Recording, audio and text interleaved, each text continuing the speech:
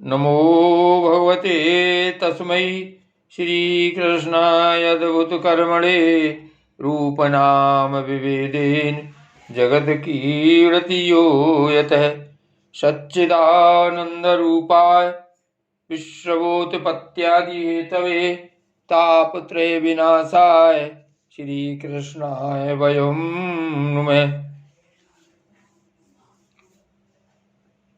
तृतीय स्कंद 25वां अध्याय। कपिल भगवान ने कहा, इस जीव के बंधन और मोक्ष का कारण मन ही माना गया है। विषयों में आसक्त होने पर वह बंधन का हेतु होता है और परमात्मा में अनुरक्त होने पर वही मोक्ष का कारण बन जाता है। जिस समय यह मन मैं और मेरेपन के कारण होने वाले काम, लोभ आदि विकारों से मुक्त एवं शुद्ध हो जाता है, उस समय वह सुख दुख से छूटकर सम अवस्था में आ जाता है।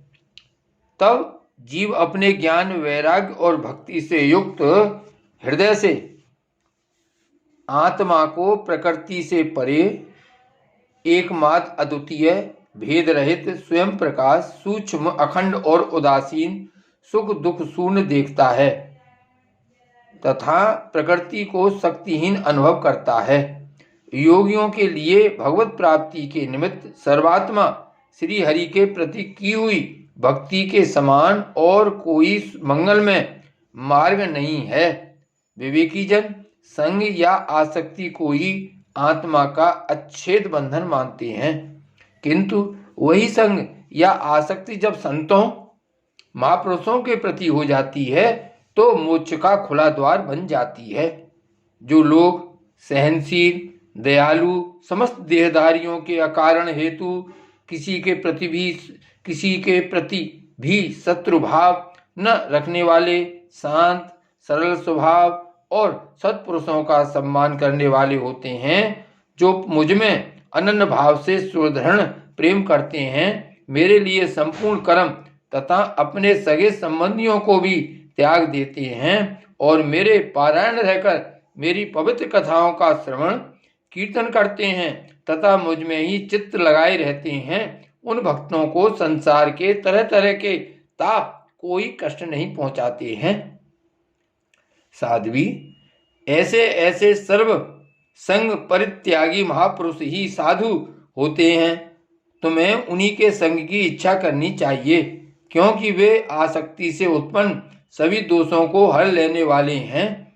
सत्पुरुषों के समागम से मेरे पराक्रमों का यथार्थ ज्ञान कराने वाली तथा हृदय और कानों को प्रिय लगने वाली कथाएं होती हैं। उनका सेवन करने से शीघ्र ही मोक्ष मार्ग में श्रद्धा, प्रेम और भक्ति का क्रमशः विकास होगा। फिर मेरी सृष्टि आदि लीलाओं का चिंतन करने से प्राप्त हुई भक्ति के द्वारा लौकिक एवं पारलौकिक सुखों में वैराग हो जाने पर मनुष्य सावधानता पूर्वक योग के भक्ति प्रधान सरल उपायों से समाहित होकर मनोनिग्रह के लिए यत्न करेगा। इस प्रकार प्रकृति के गुणों से उत्पन्न हुई शब्दादि विषयों का त्याग करने से, वैराग्य युक्त ज्ञान से, योग से और मेरे प्रति